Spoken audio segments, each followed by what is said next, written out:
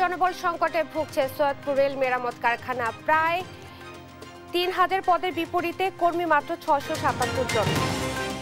প্রথমবারের মতো আজ সংবাদ সম্মেলন ডেকেছে প্রধান উপদেষ্টার কার্যালয়। জুলাই সনদ, গণভোট ও নির্বাচন নিয়ে আসতে পারে স্পষ্ট বার্তা। ১৬ বছরও ময়মনসিংহ ৮ আসনে লাগেনি উন্নয়নের ছোঁয়া। টেকসই উন্নয়নের প্রতিশ্রুতি দিয়ে সমর্থন চাইছেন বিভিন্ন দলের প্রার্থীরা। খুলনায় বিএনপি নেতার কার্যালয়ে গুলি ও বোমা হামলা, এক শিক্ষক নিহত, আহত কমপক্ষে ৩ জন। এলাকায় থমথমে অবস্থা। মধ্যরাতে শক্তিশালী ভূমিকম্পে কাঁপল আফগানিস্তানের হিন্দুকুশ অঞ্চল, ৭ জন নিহত। বারবার ভূমিকম্পে আতঙ্ক। এবং প্রথমবারের মতো নারী বিশ্বকাপে শিরোপা জিতল ভারত। ফাইনালে দক্ষিণ আফ্রিকাকে ৫২ রানে হারালো শেফালি দীপ্তিরা। এই অবস্থায় পড়তে না চাইলে ব্যবহার করুন rainbow damp protector. Elastomeric emulsion থাকায় দেয়াল থাকে damp proof rainbow paints, colour of joy. দেখছিলেন সংবাদ শিরোনাম, সঙ্গে আছি আমি শাহজাহান মনি। এবারে বিস্তারিত। ধীরে ধীরে প্রাণ হারাচ্ছে দেশের বৃহত্তম রেল কোচ মেরামতের ওয়ার্কশপ সৈয়দপুর কারখানা। একসময় দিনরাত প্রাণ চঞ্চলতা থাকলেও দক্ষ জনবলের অভাবে অনেকটাই থমকে গেছে কারখানার কার্যক্রম। এতে উৎপাদন সক্ষমতা নেমে দাঁড়িয়েছে অর্ধেকে, যার পেছনে প্রধান সমস্যা জনবল সংকট। প্রতিষ্ঠানটিতে ২,৮৫৯ পদের বিপরীতে জনবল আছে মাত্র ৬৭৭ জন। সংকট সমাধানে রেলের বিধি অনুযায়ী নিয়োগের পাশাপাশি প্রশিক্ষণে গুরুত্ব দেওয়ার তাগিদ কর্মকর্তাদের। সাইফুল ইসলামের ক্যামেরায় আলিমুজ্জামান সাফওয়ানের রিপোর্ট।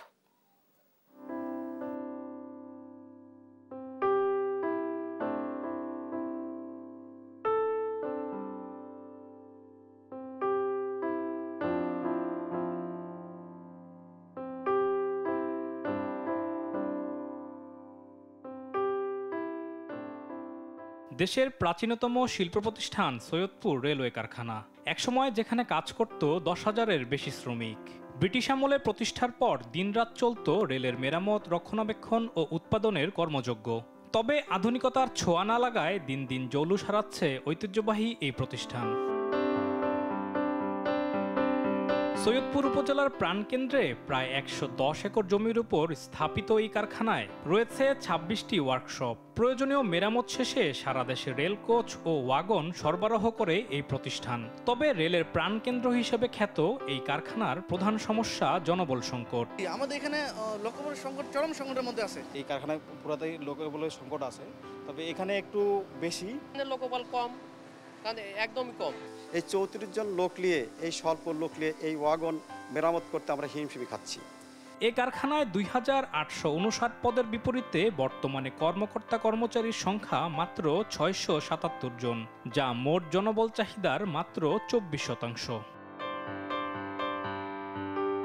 কারখানাটি প্রতিষ্ঠার পর কর্মচারী নিয়োগে ছিল বিশেষ প্রক্রিয়া। ইস্টার্ন বেঙ্গল রেলওয়ের অধীনে সৈয়দপুর ওয়ার্কশপে ট্রেড অ্যাপ্রেন্টাইজ পদে নিয়োগ পেত ১৫ থেকে ১৮ বছরের তরুণরা। রেলওয়ে কোড অনুযায়ী ট্রেনিং একাডেমিতে ৫ বছর প্রশিক্ষণ শেষে যোগ দিত কর্মক্ষেত্রে। তবে সরকারি চাকরির নিয়োগ বিধিমালায় পরিবর্তন আসায় জনবল হারাচ্ছে সৈয়দপুর ওয়ার্কশপ। খালাসি পদে এসএসসি বা সমমানের পরীক্ষায় উত্তীর্ণ চাওয়া হলেও বেশিরভাগ আবেদনই করছে স্নাতক বা স্নাতকোত্তর যুবকরা। কিন্তু এখনকার যে ছেলেপেলেরা আসে ইউনিভার্সিটি থেকে লেখাপড়া করা ছেলেপেলে, এরা তো এই ময়লা ধরতে চায় না। এখানে ম্যাক্সিমামই হচ্ছে মানে উচ্চশিক্ষিত ছেলেপেলে, যারা এই 20তম গ্রেডের চাকরি তারা সহজে অ্যাডজাস্ট করতে পারে না। কারণ খালাসি নিয়োগ দিলে এই নতুন ছেলেপেলে ঘুরে ফিরে ওগুলোই মাস্টার্স পাস বলেন, অনার্স পাস বলেন, ওরাই চলে আসতেছে। যারা শিক্ষিত আছে তারা নিজেদের মুখেই বলতেছে যে আমরা এতদূর পড়ালেখা করে এই কাজ কেন করতে আসলাম। রেলওয়ের নিজস্ব বিধিমালায় নিয়োগ প্রক্রিয়া না হলে জনবল ধরে রাখা অসম্ভব বলছেন সৈয়দপুর রেলওয়ে কারখানার বিভাগীয় তত্ত্বাবধায়ক। এখানে যে কোচ মেরামত, ইঞ্জিন মেরামত বা এই কাজগুলো থাকে, ক্রেন মেরামত, এই কাজগুলো কিন্তু কোনো শিক্ষা প্রতিষ্ঠানে শেখানো হয় না। এবং একটা জিনিস শেখার, টেকনিক্যাল জিনিস শেখার একটা ইফেক্টিভ লার্নিং এজ আছে। সব বয়সী লোকদের সব জিনিস আপনি শেখাতে পারবেন না। ইফেক্টিভ লার্নিং এজটা হলো 15 থেকে 18 বছর, বা আমরা 20-22 বছরের মধ্যেই ইফেক্টিভ লার্নিং এজ চলে যায়। তো এরপরে আপনি একজনকে যত চেষ্টা করেন তাকে সেই ইফেক্টিভ লার্নিং এজ দিতে, ইফেক্টিভ মানে তার কাছ থেকে তাকে শেখাতেও পারবেন না, তার কাছ থেকে আপনি রিটার্নও পাবেন না। রেলের বৃহত্তর স্বার্থে অচিরেই নিয়োগ প্রক্রিয়ায় নজর দেওয়ার তাগিদ সংশ্লিষ্টদের। যেই কারখানায় একসময় দিনরাত কাজ করত প্রায় 10,000 কর্মচারী, সেই সংখ্যা আজ নেমে দাঁড়িয়েছে মাত্র 700 জনে। শুধুমাত্র জনবলের অভাবে নিস্তব্ধ সৈয়দপুরের এই কারখানা, যা হতে পারত বাংলাদেশ রেলওয়ের নতুন সম্ভাবনা। নীলফামারী থেকে আলিমুজ্জামান সাফওয়ান, দেশ টিভি। অন্তর্বর্তী সরকারের দায়িত্ব নেয়ার পর প্রথমবারের মতো সংবাদ সম্মেলন ডেকেছে প্রধান উপদেষ্টার কার্যালয়। সোমবার দুপুর 12টায় প্রধান উপদেষ্টার কার্যালয়ের করবি হলে হবে এই সংবাদ সম্মেলন। রোববার প্রধান উপদেষ্টার প্রেস উইং থেকে তথ্য নিশ্চিত করা হয়। সংবাদ সম্মেলনে জুলাই সনদ বাস্তবায়ন প্রক্রিয়া, গণভোট ও আগামী নির্বাচন নিয়েও আসতে পারে বার্তা। সেই সঙ্গে প্রশাসন, নির্বাচন বিচার ব্যবস্থা সংস্কারে সাম্প্রতিক অগ্রগতি এবং আন্তর্জাতিক সহযোগিতার বিষয়গুলো তুলে ধরা হতে পারে সংবাদ সম্মেলনে। বিএনপির বিজয় ঠেকাতে আবারও একটি সংঘবদ্ধ চক্র ষড়যন্ত্র শুরু করেছে বলে অভিযোগ করেছেন বিএনপির ভারপ্রাপ্ত চেয়ারম্যান তারেক রহমান। বলেন, যথাসময়ে নির্বাচন হবে কিনা জনমনে এমন সংশয় ও সন্দেহ তৈরি হয়েছে। রোববার সন্ধ্যায় রাজধানীর গুলশানের একটি হোটেলে অনলাইন পেমেন্ট গেটওয়ে কার্যক্রম উদ্বোধনী অনুষ্ঠানে এসব কথা বলেন তিনি। জানান, দ্রুতই 300 আসনে প্রার্থী ঘোষণা করা হবে। তাইফুর রহমান তুহিনের রিপোর্ট। রাজধানীর গুলশানের একটি হোটেলে প্রবাসে বিএনপির সদস্য নবায়ন ও নতুন সদস্য সংগ্রহ কর্মসূচির অনলাইন পেমেন্ট গেটওয়ে কার্যক্রমের উদ্বোধনী অনুষ্ঠান। এর ফলে দলীয় আয়ের স্বচ্ছতা নিশ্চিত হবে বলে জানান দলের স্থায়ী কমিটির সদস্যরা। একটা ডিজিটাল প্ল্যাটফর্ম করেছেন, যার মাধ্যমে আমাদের প্রবাসী সাথীরা তারা আরো সক্রিয়ভাবে প্রত্যক্ষভাবে যুক্ত হতে পারবেন। আমি মনে করি এই প্রকল্পের মাধ্যমে আমাদের আইটি লিটারেসির ক্ষেত্রে আমরা অনেক বেশি এগিয়ে যাব। বিএনপি সংস্কার চায় না বলে একটি পক্ষ মিথ্যা প্রোপাগান্ডা চালাচ্ছে অভিযোগ করে দলটির মহাসচিব বলেন, স্বাধীনতার পর থেকে বিএনপি সবার আগে সংস্কার শুরু করেছে। আজকে একটা অত্যন্ত পরিকল্পিত প্রচারণা চলছে যে বিএনপি সংস্কার চায় না, বিএনপি সংস্কারের বিরোধী। বিএনপি হচ্ছে সেই দল যে দল সবচেয়ে আগে সংস্কারের কথা বলেছে।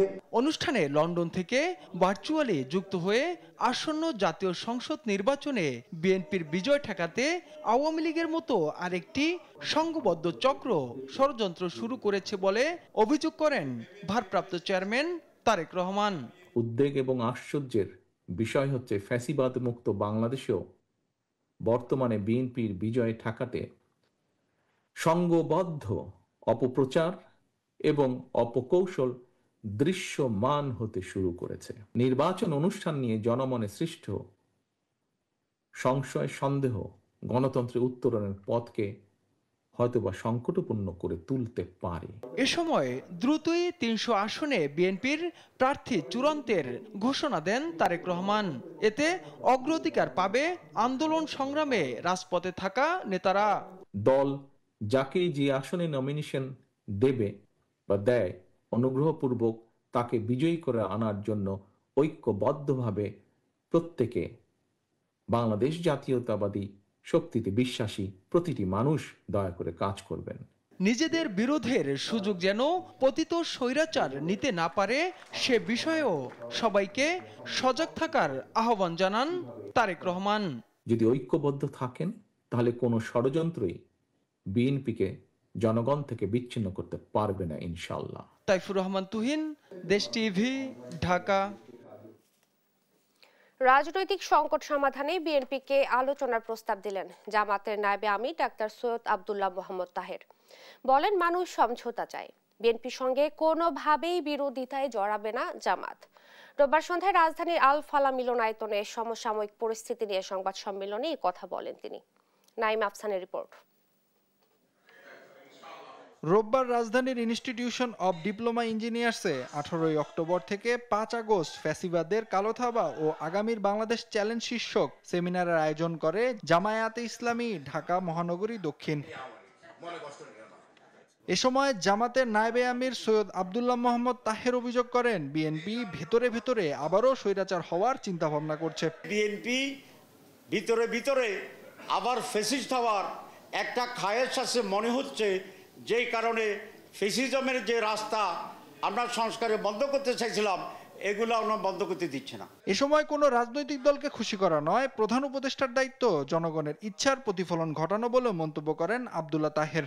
সংস্কার মাইনাস ডক্টর ইউনূস জিরো, সংস্কার প্লাস ডক্টর ইউনূস হিরো। আমরা আপনাকে হিরো হিসেবে দেখতে চাই।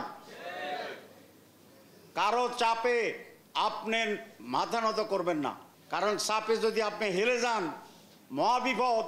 এদিকে সন্ধ্যায় চলমান রাজনৈতিক সংকট নিয়ে সংবাদ সম্মেলন আয়োজন করেন দলটি। এ সময় সংকট সমাধানে বিএনপিকে জামাতের সঙ্গে আলোচনার প্রস্তাব দেন সৈয়দ আব্দুল্লাহ মোহাম্মদ তাহের।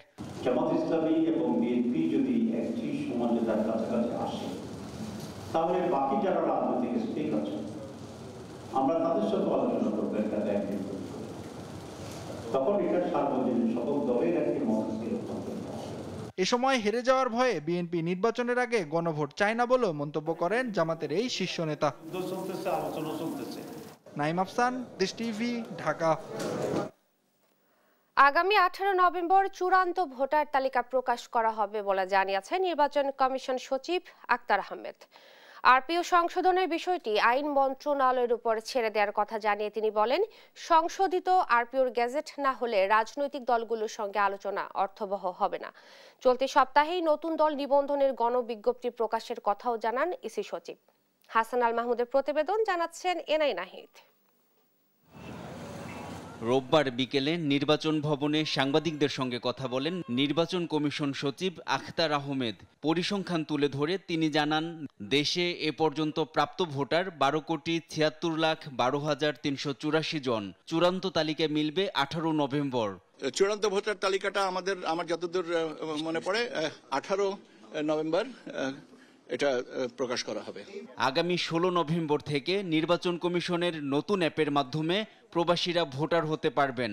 তালিকাভুক্তরা আগামী নির্বাচনে ভোট দিতে পারবেন বলেও জানান আখতার আহমেদ। যারা প্রবাসে আছেন এবং এনআইডি নাম্বার আছে যাদের, তারা প্রবাসী ভোটার হিসেবে আমরা 16 নভেম্বর যে অ্যাপটা লঞ্চ করব অ্যাপল প্লে স্টোরে বা অ্যাপল স্টোরে, অ্যান্ড্রয়েডের প্লে স্টোরে বা অ্যাপল স্টোরে যেটা লঞ্চ করব, তার মাধ্যমে তারা নিবন্ধন করে করতে পারবেন। প্রশ্নের জবাবে গণপ্রতিনিধিত্ব অধ্যাদেশ সংশোধনের বিষয়টি আইন মন্ত্রণালয়ের উপর ছেড়ে দেওয়ার কথা জানান ইসি সচিব। জানান, সংশোধিত আরপিওর গেজেট না হওয়া পর্যন্ত রাজনৈতিক দলগুলোর সঙ্গে কমিশনের আলোচনা অর্থবহ হবে না। উপদেষ্টা পরিষদে এটা মানে নীতিগত অনুমোদনের পরে বাকি কাজটুকু করেন লেজিসলেটিভ ডিভিশন, আইন বিচার ও সংসদ বিষয়ক মন্ত্রণালয়। তারা এই অধ্যাদেশটা জারি করেন। কাজে অধ্যাদেশ জারির বিষয়টা যতক্ষণ না পর্যন্ত হচ্ছে ততক্ষণ পর্যন্ত আমরাও আপনাদের মতন অপেক্ষায় আছি। নতুন রাজনৈতিক দলের নিবন্ধনের বিষয়ে চলতি সপ্তাহেই কার্যক্রম শেষ হবে বলেও জানান নির্বাচন কমিশন সচিব। নতুন রাজনৈতিক দলের নিবন্ধনের বিষয়টা নিষ্পত্তির জন্য পর্যালোচনা আমরা এখনো করছি এবং আমার দৃঢ় বিশ্বাস যে এটা এই সপ্তাহের ভিতরে আমরা দিয়ে দিতে পারবো। এনআই নাহিদ, দেশ টিভি, ঢাকা। জাতীয়করণের দাবিতে 22তম দিনের মতো অবস্থান কর্মসূচি পালন করছে স্বতন্ত্র ইবতেদায়ী মাদ্রাসার শিক্ষকরা। জাতীয় প্রেস ক্লাবের সামনে 7 নভেম্বর পর্যন্ত এই কর্মসূচি চালিয়ে যাওয়ার ঘোষণা দিয়েছে ইবতেদায়ী মাদ্রাসার শিক্ষকরা। আজ দুপুর 12টায় প্রেস ক্লাব প্রাঙ্গণ থেকে বিক্ষোভ মিছিল করার কথা রয়েছে তাদের। তবে লং মার্চ টু যমুনা কর্মসূচি স্থগিত করা হয়েছে। দাবি আদায় না হওয়া পর্যন্ত এই অবস্থান কর্মসূচি চলবে বলেও জানান শিক্ষকরা।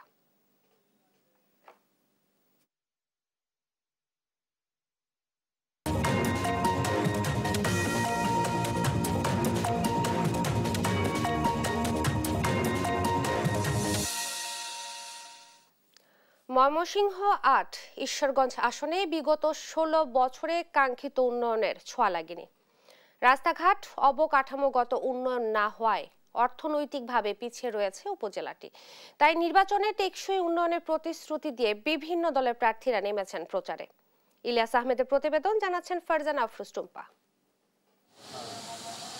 11টি ইউনিয়ন ও একটি পৌরসভা নিয়ে ময়মনসিংহ ৮ ঈশ্বরগঞ্জ আসন। পৌর শহরের গোলচত্বর থেকে 18 বাড়ি সহ অধিকাংশ সড়ক বেহাল থাকায় চরম ভোগান্তিতে এসব এলাকার বাসিন্দারা। সম্প্রতি মানববন্ধন করেও এসব সড়ক মেরামতে দাবি জানিয়েছেন ভুক্তভোগীরা। অসুস্থ যেটুকু নিয়ে আসে এর চেয়ে আরো বেশি অসুস্থ হয়ে যায় হাসপাতালে পৌঁছতে গিয়ে। এখন গাড়িটা গর্তের উপর দিয়ে যায় আর পানি ছিটে পড়ে আমাদের শরীরে, গাড়ির চাকা ভাঙা যায়, বেরিং ছুটে যায়, এরকম প্রতিদিনই দুর্ঘটনা হইতেছে। তাই রাস্তা মেরামত সহ অবকাঠামোগত নানা উন্নয়নের মাধ্যমে ঈশ্বরগঞ্জকে ঢেলে সাজানোর প্রতিশ্রুতি দিয়ে গণসংযোগ করছেন বিভিন্ন রাজনৈতিক দলের প্রার্থীরা। এরই মধ্যে গণসংযোগে নেমেছেন বিএনপির 2 হেভিওয়েট নেতা। এদিকে নির্বাচনী মাঠ চষে বেড়াচ্ছেন এলডিপির প্রেসিডিয়াম সদস্য অ্যাডভোকেট আওরঙ্গজেব বেলালো। আর মনোনয়ন পেয়ে জোর প্রচার চালাচ্ছেন জামাত ও ইসলামী আন্দোলনের প্রার্থীরা। তবে এখনো মাঠে দেখা যায়নি এনসিপিকে। আমাদের প্রথম কাজ হবে সেই রাস্তাঘাটগুলোকে ঠিক করা। একটা এলাকায় যদি তার কমিউনিকেশন সিস্টেমটা ঠিক না থাকে তাহলে আলটিমেটলি ওভারঅল উন্নয়নটা সম্ভব না। আমাদের সবচেয়ে বেশি ফোকাস থাকতে হবে আমাদের আগামী প্রজন্মকে এডুকেট করা। মনোনয়ন বা যে কেউ দাঁড়াইলে কিন্তু জনগণের ভিতরে কিন্তু এই ফিলিংসটা আছে যে একটা ভালো যোগ্য সৎ এবং নিষ্ঠাবান লোকের প্রয়োজন। সকল ক্ষেত্রে আমি দেশের মানুষের পাশে ছিলাম। এলডিপির মনোনীত মার্কা, সেই মার্কায় আমাকে জয়যুক্ত করবে এতে কোনো সন্দেহ নাই ইনশাআল্লাহ। শুধু হিন্দু নয়, অন্যান্য দলের নেতা এবং কর্মীরাও এই দেশে নিরাপদে এবং শান্তিতে বসবাস করবে। এলাকার উন্নয়ন ত্বরান্বিতের পাশাপাশি বিপদে কাছে পাওয়া যাবে এমন প্রার্থীকে এ আসনের আগামীর দায়িত্ব দিতে চান ভোটাররা। যে ভালো কাজ করে ঈশ্বরগঞ্জ সবার পাশে থাকে তবে আমরা চাই যে বাংলাদেশে সুষ্ঠু নিরপেক্ষ অবাধ একটা নির্বাচন হোক, গ্রহণযোগ্য, যাতে পাবলিক জনগণ যাতে আমরা সুন্দরভাবে যাতে আমরা ভোট দিতে পারি। ময়মনসিংহ ৮ আসনে মোট ভোটার 3,44,622। স্বাধীনতার পর থেকে এ আসনে জাতীয় পার্টি 5 বার এবং 3 বার করে জয় পায় বিএনপি ও আওয়ামী লীগ। ফারজানা আফরোজ টুম্পা, নিউজ ডেস্ক, দেশ টিভি। খুলনার কোয়েড রোড এলাকায় বিএনপি নেতা কার্যালয়ে গুলি ও বোমা হামলা চালিয়েছে দুর্বৃত্তরা। এতে এমদাদুল হক নামে এক মাদ্রাসা শিক্ষক নিহত হয়েছে। রোববার রাতে বিএনপি নেতা মামুন শেখ স্থানীয় নেতা কর্মীদের সঙ্গে অফিসে বসেছিলেন। এ সময় দুর্বৃত্তরা হঠাৎ অফিসে পরপর 2টি বোমা নিক্ষেপ করে। পরে বিএনপি নেতা মামুন শেখকে লক্ষ্য করে 4 রাউন্ড গুলি ছোড়ে। এতে মামুন, এমদাদ সহ 3 জন গুরুতর আহত হয়। হাসপাতালে নেয়ার পর শিক্ষক এমদাদুল হককে মৃত ঘোষণা করেন চিকিৎসক।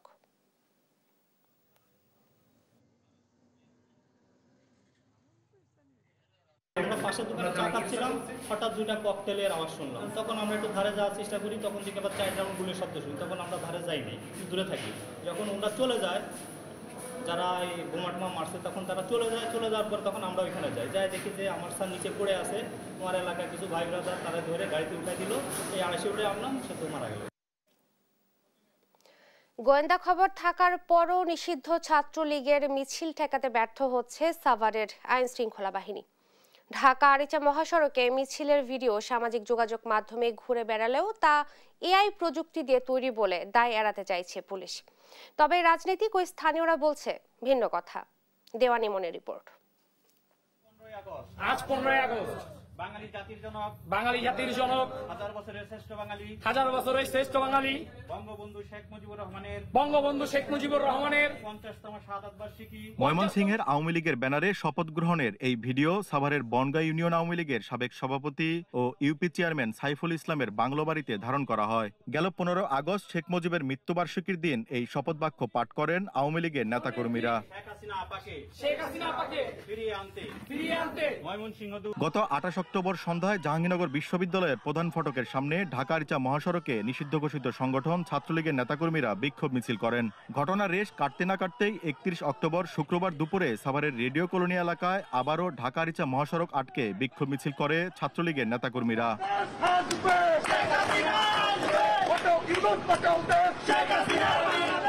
স্থানীয় পুলিশ প্রশাসন বলছে ফেসবুকে ছড়িয়ে পড়া ভিডিও এআই দিয়ে তৈরি। 100 জন ফোর্স সিভিলে গোয়েন্দা হিসেবে পুরো সাভার এলাকা ছেড়ে রাখছি, একটা প্রাণীও বেরোয়। এটা এআই দিয়ে পাঠাচ্ছে। এটা আমি দুপুর থেকে সকাল থেকে মনিটরিং করছি। এই মিছিল অনেক পুরান, এআই দিয়ে ফেসবুকে প্রথমে পৌঁছেছি, ওটা হ্যাক করছি, এরকম কোনো মিছিল হয় নাই। এলাকাবাসীর অভিযোগ, আইন শৃঙ্খলা বাহিনীর অনুপস্থিতিতে মিছিল হচ্ছে বিভিন্ন স্থানে। ওই জায়গায় স্লোগান দিছে, মানে 50-60 গজ আসার পরেই তারপরে চাওয়াল পাল, মানে কিছু চাওয়াল পালে এবে ঢুকলো, কিছু চাওয়াল পালে ওবে ঢুকলো, মানে এনা হই হল্লা করলো। আমাদের টাইম ওয়াক্ত এই টাইমের মাঝে মনে করেন যে কি হয়েছে কইসিয়া ধরে টানে 15-20 জনের বিভিন্ন রাজনৈতিক দলের স্থানীয় নেতারাও বলছেন, আইন শৃঙ্খলা বাহিনীর মধ্যে ঘাপটি মেরে থাকা আওয়ামী লীগের পেতাত্তাদের ছত্রছায়ায় কর্মসূচি করছে কার্যক্রম নিষিদ্ধ ঘোষিত দলটি। পুলিশ যদি শক্ত হয় তাহলে কখনো, বা প্রশাসন যদি শক্ত হয়, এইসব এই জটিকা মিছিল বা জঙ্গি মিছিল করা সম্ভব না। মিছিলটা যেখানে সংগঠিত হয়েছে সেখানে আমাদের লোকজন পাঠিয়েছি, ওইখানে আশেপাশে যারা দোকানদার ছিল তাদেরকে জিজ্ঞাসা করা হয়েছে যে ভাই এখানে কি এই 2টার পরে কি কোনো মিছিল হয়েছে? বলতেছে হ্যাঁ, কয়েকজন লোক এসে মিছিল টিছিল করে চলে গেছে। তো এটা যদি আমাদেরকে বোকা বানানোর জন্য যদি এআই বলা হয় তাহলে এটা এর চেয়ে দুঃখজনক আর কিছু হইতে পারে না। সাভারের আইন শৃঙ্খলা বাহিনীর সংস্কার করা জরুরি বলেও জানান স্থানীয় রাজনীতিকরা। দেওয়ান ইমন, দেশ টিভি, সাভার।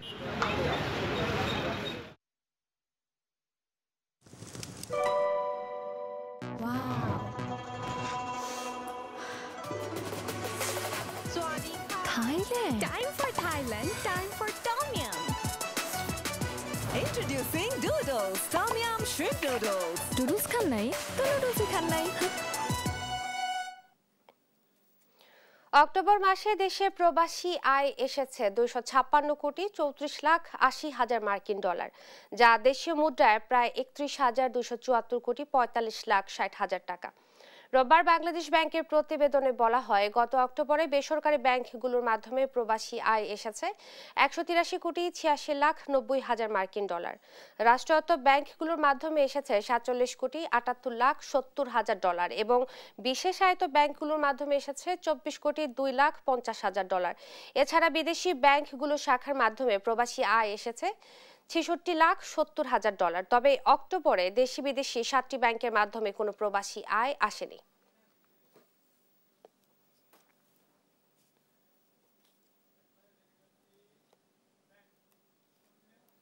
দেখছেন সংবাদ সকাল। স্কিন কোটেড ইনসুলেশন আগুন প্রতিরোধী, তাই ড্রিম হাউস স্কুল প্রজেক্ট হোক বা লাইফ প্রজেক্ট, সব রাখে সর্বাধিক নিরাপত্তায় সব সময়। বিজলি কেবলস, নিরাপদ আজীবন।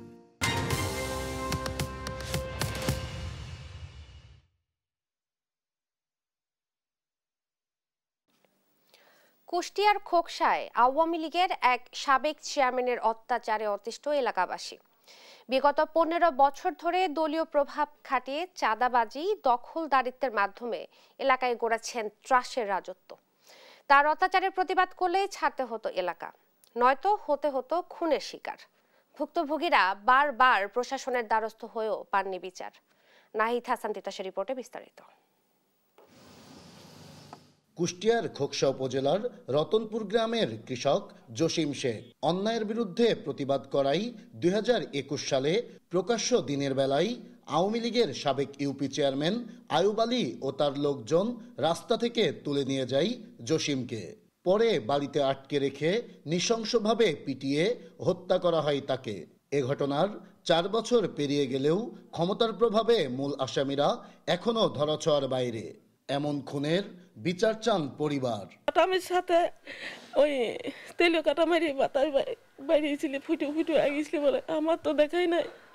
আমি পাশে একটু নজর দিয়ে আমি আর ঠিক থাকতে পারছিলাম না। আইব চেয়ারম্যান ধরে নিয়ে যায়, আইব চেয়ারম্যানের বাড়ি পিলারের সাথে বাইরে মারপিট করেছে। আইব চেয়ারম্যানের 3টে ছেলে। মামলা পড়ার পরে হচ্ছে হুমকি দিচ্ছে আমারে যে কেস উঠানি লাগবে, কেস না উঠালে হচ্ছে মারবো। আমার ভাসুরের মারেওছে। ওরা উল্টা আমাদের দিকে বেশি চাপ দিচ্ছে যাতে কেসটা আমরা উঠাইনি। শুধু তাই নয়, জসিম হত্যার ঘটনায় চেয়ারম্যানের নামে মামলা করায় 4 বছর ধরে বাড়ি ছাড়া বড় ভাই হাশিম শেখ। মামলা তুলে নিতে প্রতিনিয়তই তাকে দেয়া হচ্ছে প্রাণনাশের হুমকি। কেস আপোষ করার জন্য কাসিরুল আলম সৈয়দ আমাকে সর্বোচ্চ চাপ সৃষ্টি করেন। যখন আমি রাজি না হই আমাকে হুমকি দেন যে তোকে মেরে ফেলা দেব। বিগত 15 বছর ধরে দলীয় প্রভাব খাটিয়ে চাঁদাবাজি, দখলদারিত্বের মাধ্যমে এলাকায় ত্রাসের রাজত্ব গড়েছেন ইউপি চেয়ারম্যান আয়ুব আলী। এমন অত্যাচারের হাত থেকে রক্ষা পেতে আয়ুবের কঠোর শাস্তির দাবি স্থানীয়দের। খুব খারাপ জঘন্য প্রকৃতির লোক, এরা আমরা দৃষ্টান্তমূলক শাস্তি চাই, ফাঁসি চাই। কারণ বিভিন্ন যে এখন বর্তমান নেতাদের কিছু ছত্রছায়ায় গিয়ে বাঁচার চেষ্টা করতেছে। এ বিষয়ে চেয়ারম্যান আয়ুব আলীর সঙ্গে একাধিকবার যোগাযোগের চেষ্টা করেও পাওয়া যায়নি তাকে। যদিও এসব অভিযোগ খতিয়ে দেখে ব্যবস্থা নেওয়ার আশ্বাস পুলিশের। আমার কাছে কেউ কোনো অভিযোগ করি নাই, এমনকি মৌখিকভাবে কেউ জানাই নাই। তো ওনারা যদি আমার কাছে অভিযোগ করে এই ব্যাপারে আমরা অবশ্যই আইনগত ব্যবস্থা নেব। শুধু আশ্বাস নয়, দ্রুত তার সব অপরাধের ন্যায় বিচার চান এলাকাবাসী। নাইদা সান্তিতাস, দেশ টিভি, কুষ্টিয়া। পর্যটন শহর কুয়াকাটায় মঙ্গলবার সন্ধ্যা থেকে শুরু হচ্ছে হিন্দু ধর্মাবলম্বীদের শত বছরের ঐতিহ্যবাহী উৎসব রাসমেলা। এই উৎসবকে ঘিরে সৈকতকে আলোকবাতি দিয়ে সাজানো হচ্ছে। আর এই মেলা শান্তিপূর্ণভাবে সম্পন্ন করতে প্রশাসনও নিয়েছে কঠোর নিরাপত্তা ব্যবস্থা। সহকর্মী KM শাহাবুদ্দিন শিহাবের রিপোর্ট, জানাচ্ছেন শায়লা খান। কুয়াকাটা সমুদ্র সৈকত, যেখানে প্রায় 200 বছর ধরে চলে আসছে রাস উৎসব, প্রতি বছরের মতো এবারও মঙ্গলবার সন্ধ্যা থেকে শুরু হচ্ছে হিন্দুদের 3 দিন ব্যাপী এই উৎসব।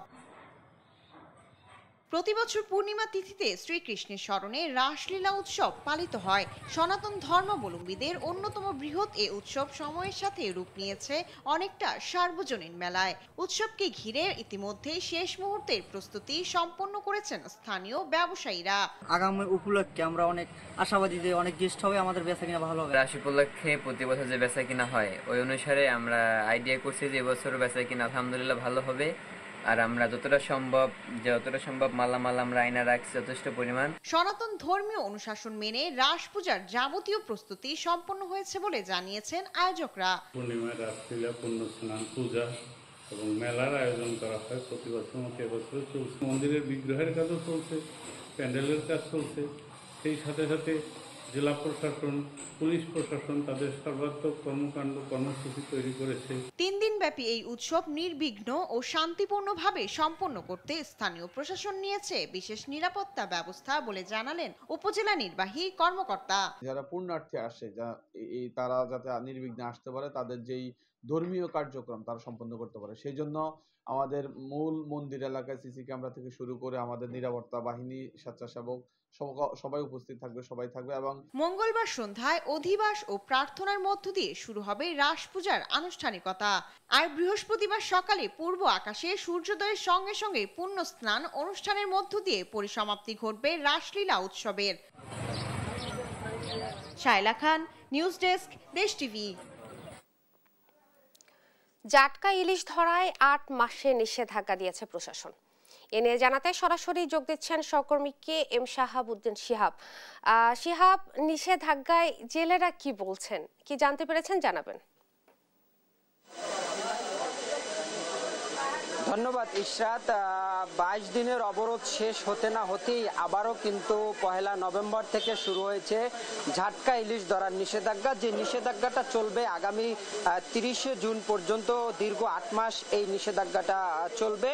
নিষেধাজ্ঞা উপলক্ষে জেলা প্রশাসন থেকে শুরু করে উপজেলা প্রশাসন, নৌ পুলিশ, মহিপুর থানা পুলিশ এবং নিজামপুর যে কোস্টগার্ড রয়েছে, তারা কিন্তু সর্বাত্মক যে তাদের যে প্রস্তুতি, সেই প্রস্তুতি তারা গ্রহণ করেছে এবং প্রস্তুতির তারা কিন্তু অনেকটা সফলও হয়েছে। নিষেধাজ্ঞার প্রথম দিনই কুয়াকাটা সংলগ্ন সৈকত থেকে 50 কেজি ঝাটকা কিন্তু জব্দ করা হয়েছে। পাশাপাশি গতকালকে রাতও কলাপাড়া উপজেলার যে টোলঘর রয়েছে, সেই টোলঘর থেকেও 35 মণ ঝাটকা ইলিশ জব্দ করেছে উপজেলা প্রশাসন এবং জব্দকৃত মাছগুলো এতিমখানায় বিতরণ করা হয়েছে। বিতরণের পাশাপাশি সহকারী কমিশনার ভূমি জনাব ইয়াসিন সাদেক তিনি কিন্তু 6টি বাসকে জরিমানা করেছেন এবং জেলেদেরকেও কিন্তু জরিমানা করছেন। এবং এই নিষেধাজ্ঞা সফলভাবে পটুয়াখালীর কলাপাড়া উপকূলের অনেক জেলেরাই পালন করছেন। কিছু কিছু জেলেরা একটু অসৎ উপায় অবলম্বন করেও কিন্তু তারা মাছগুলো শিকার করছেন। তবে প্রশাসন বলছেন তাদের শতভাগ প্রস্তুত রয়েছে, যে কোনো দীর্ঘ 8 মাস তারা কিন্তু তৎপর থাকবেন এবং এই ঝাটকা ইলিশ ধরার জন্য তাদের যে অব্যাহত থাকবে বলে তারা জানিয়েছেন। তবে জেলেরা হতাশা প্রকাশ করে বলছেন তাদের যেমন বারবারই নিষেধাজ্ঞার কবলে পড়তে হয়, কিন্তু সরকারের পক্ষ থেকে তেমন কোনো সুযোগ সুবিধা কিন্তু তারা পায় না, শুধু চাল ছাড়া। আমি উপজেলা মৎস্য কর্মকর্তা, তার সাথেও কথা বলেছিলাম, তিনি আমাকে জানিয়েছেন যে এবছরও জেলেদের মাত্র 40 কেজি করে চাল দেওয়া হবে। তবে জেলেরা বলছেন চাল দেওয়ার পাশাপাশি নগদ অর্থ জানি তাদেরকে সহায়তা দেওয়া হয়। তো ঝাটকা ইলিশের নিষেধাজ্ঞা নিয়ে কুয়াকাটা থেকে আমার কাছে এই ছিল সর্বশেষ। ইশরাত, ধন্যবাদ আপনাকে। জাটকা ইলিশ ধরায় 8 মাসের নিষেধাজ্ঞা দিয়েছে প্রশাসন। এই ব্যাপারে বিস্তারিত জানাচ্ছিলেন সহকর্মী KM শাহাবুদ্দিন শিহাব। দেখছেন সংবাদ সকাল।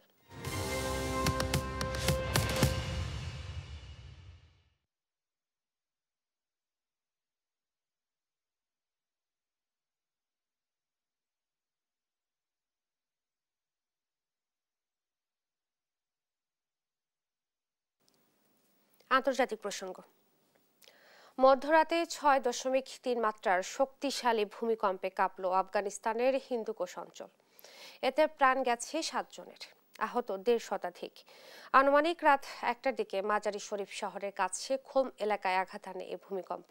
ভূপৃষ্ঠ থেকে এর গভীরতা ছিল 28 কিলোমিটার। স্থানীয় গণমাধ্যমে এসেছে এলাকাটিতে দুর্গম হওয়ায় ক্ষতিগ্রস্ত সম্পর্কে জানা যায়নি, তবে ব্যাপক ক্ষয়ক্ষতির আশঙ্কা করা হচ্ছে।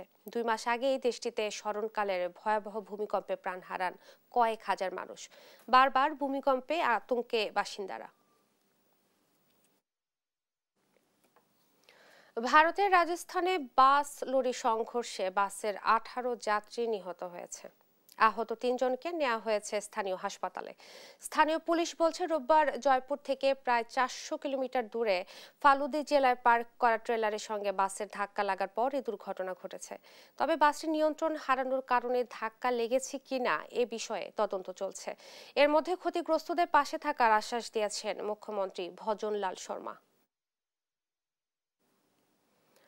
অপারেশন সিঁদুরের ঘোর থেকে পাকিস্তান এবং কংগ্রেস বের হয়ে আসেনি।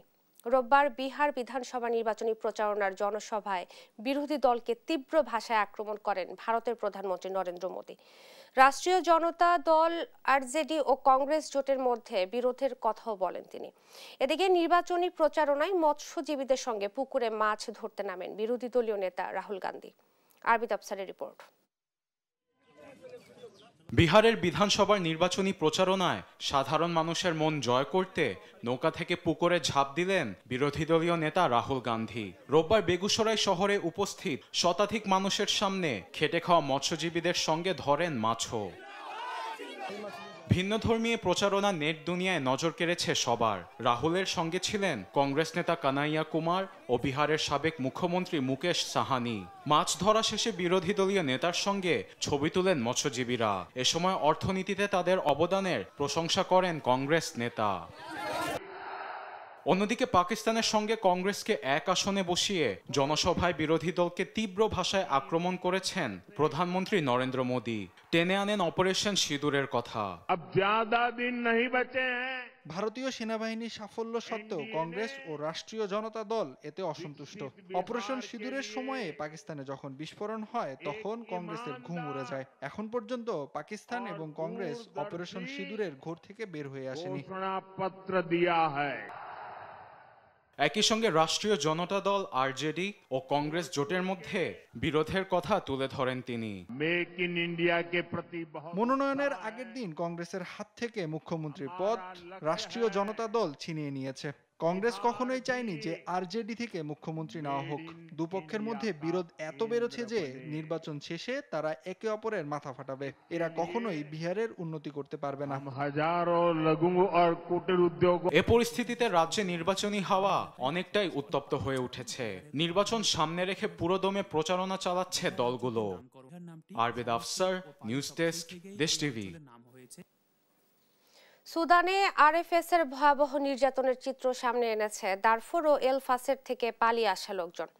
তাদের কাছে চাওয়া হয় মুক্তিপণ। মুক্তিপণ দিতে ব্যর্থ হওয়ায় হত্যা করা হয়েছে শতাধিক মানুষকে।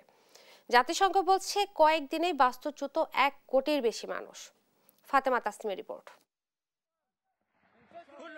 সুদানের সাম্প্রতিক ভয়াবহতা কাটা দেবে যে কারো শরীরে। সময়ের সঙ্গে বেরিয়ে আসছে নৃশংস চিত্র। আধা সামরিক র্যাপিড ফোর্সেস আরএসএফ এর নির্যাতন থেকে যারা পালিয়ে এসেছে তাদের মুখে শোনা যাচ্ছে ভয়াবহ বর্ণনা। দারফুর অঞ্চলে শক্ত ঘাঁটি ও 18 মাস অবরোধ ভেঙে সেনাবাহিনীর কবজা থেকে সম্প্রতি নিয়ন্ত্রণে নেয় আরএসএফ। ওই লড়াইয়ের সময় দারফুর থেকে পালিয়েছে বহু মানুষ, অনেকের কোনো হদিসই নেই। সশস্ত্র গোষ্ঠীর হাতে আটক হন হাজারো মানুষ। 300 জনের একটি দল থেকে জীবিত ফিরেছেন আলখির ইসমাইল। অপহরণকারীদের একজন তার সহপাঠী হওয়ায় মুক্তি পায় সে। পালিয়ে আসাদের আরেকজন ফাতিমা আব্দুল রহিম জানান, তার পেছনে আসা মেয়েদের ধর্ষণ করে আরএসএফ। ওই সময় পালিয়ে আসেন তিনি। ক্যাম্পে চলে মারধর ও লুটপাট। নাম প্রকাশে অনিচ্ছুক একজন বলেন, 200 জনের মধ্যে মাত্র 4 জন মুক্তিপণ দিলে বেঁচে যান। আরেক নারী বলেন, তার সামনে স্বামীকে গুলি করা হয়, কেননা শুধু স্ত্রী ও সন্তানদের মুক্তিপণ দেওয়ার সামর্থ্য ছিল তার। সাধারণ মানুষের উপর ধর্ষণ ও গণহত্যার অভিযোগ এনেছে জাতিসংঘ ও আন্তর্জাতিক সংস্থাগুলো। সংঘাতে এখন পর্যন্ত বাস্তুচ্যুত 1 কোটিরও বেশি মানুষ। জাতিসংঘের তথ্যমতে কর্দোফান থেকে পালিয়ে এসেছে প্রায় 36,000 মানুষ। এল ওবায়দ এখনও সেনাবাহিনীর পূর্ণ নিয়ন্ত্রণে। তাই কর্দোফান সেনা ও আরএসএফ এর পরবর্তী যুদ্ধক্ষেত্র হতে পারে এমন আশঙ্কা জাতিসংঘের। ফাতেমা তাসনিম, নিউজ ডেস্ক, দেশ টিভি। দেখছেন সংবাদ সকাল।